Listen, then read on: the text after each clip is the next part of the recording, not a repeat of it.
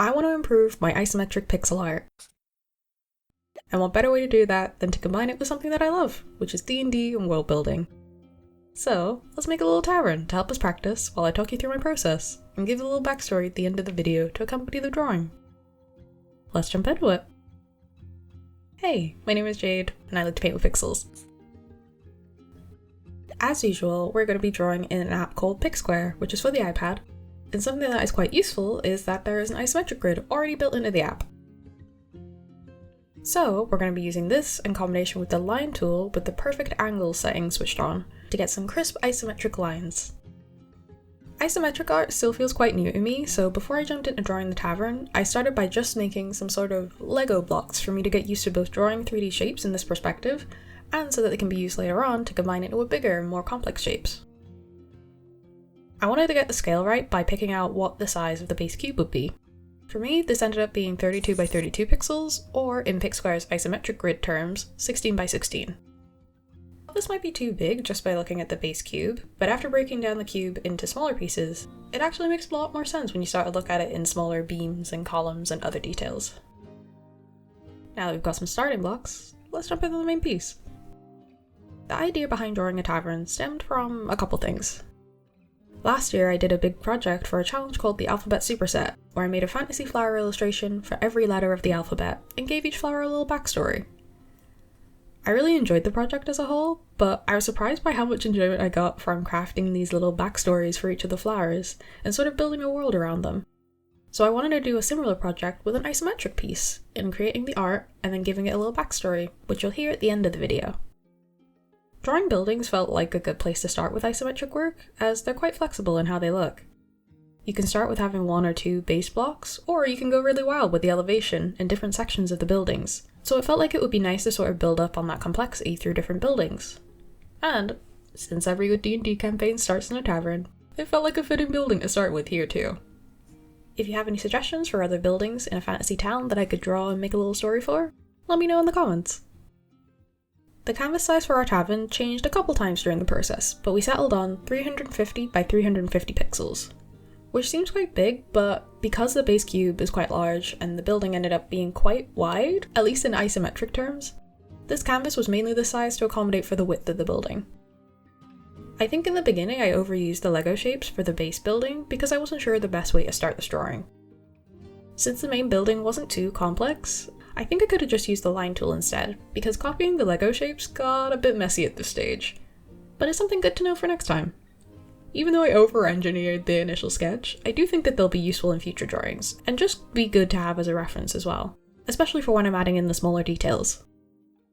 When coming up with the idea for the tavern, I actually started with the name of the tavern even before the sketches, as I thought that this would have a lot of influence on what the building would look like and what sort of unique features it would have. I used a random name generator to get started, and a lot of the names that I was drawn to the most were all nature-based, like the Crowded Root and the Peaceful Tree Inn, so I knew I wanted to incorporate this into the design somehow. Initially I thought about having a building be based around a tree, like the tree was growing out of the center of it, but I eventually came to the conclusion that this would become way too big of a canvas and a project, especially as the first isometric piece after not having drawn one in years at this point, so we toned it down a little. I did some quick sketches of what I wanted the tavern to look like. I like the idea of either a tree or some sort of beanstalk plant bursting through a part of the building. I quite like the beanstalk idea, as it sort of reminded me of Jack and the Beanstalk, so we went for that sketch. I really enjoyed drawing the beanstalk, and adding in the little details like the leaves that got bigger the closer you were to the base of the stalk, and the vines wrapping around the posts of the tavern. It felt like it made the plant a lot more embedded into the environment. The extra roots wrapping around the edges of the building help with making it feel like this plant has been here for a while, and I like to think that the patrons of the tavern use these as sort of outdoor seating or tables as they got used to the tavern's new look. Adding in the details for this was probably my favourite part of the drawing. I hit a bit of a slump with drawing this, as it felt like the building itself was quite flat, even with the extra section added at the front, and I didn't know how to fix it at first. But adding shadows to a lot of the beams around the building and around the windows added a lot to the final piece and making it feel a lot more 3D. I wanted to add a bit of movement to the piece, so I added some small looping animations to the leaves of the stalk, and also a glow around the windows to make it feel like there's a candlelight flickering from the inside. with a few little adjustments. Here is the final result.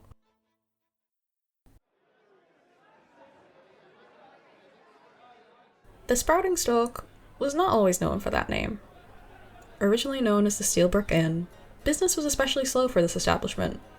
Until one day, out of the blue, the owner heard a huge crash as they were opening for the day, and an enormous sprout burst from the roof of their performance area. Horrified, they hacked away at the sprout to get rid of it, but the next morning, the sprout would grow back, even more than before. They were so worried about what potential patrons would think when, actually, it turned out to be a blessing in disguise, as visitors were enamored by the twisting vines around the pub, and would pack in to see the biggest performers play on the new stage at the base of the stalk. No one knows where this mysterious plant came from, but it does spread up a good starting conversation over a good pint of ale. And there we have it! I'm really happy with how it turned out, and I'm glad that I could get back into writing a short little backstory for my drawings. What should I draw for my next isometric building? Leave your suggestions in the comments. And if you enjoyed the world building of this tavern, I think you might like this video here, where I go through a sketchbook of all the fantasy flowers that I drew and their backstories for a big world building project that I completed last year. I hope you enjoyed the video, and I'll see you in the next one. Take care out there. Goodbye!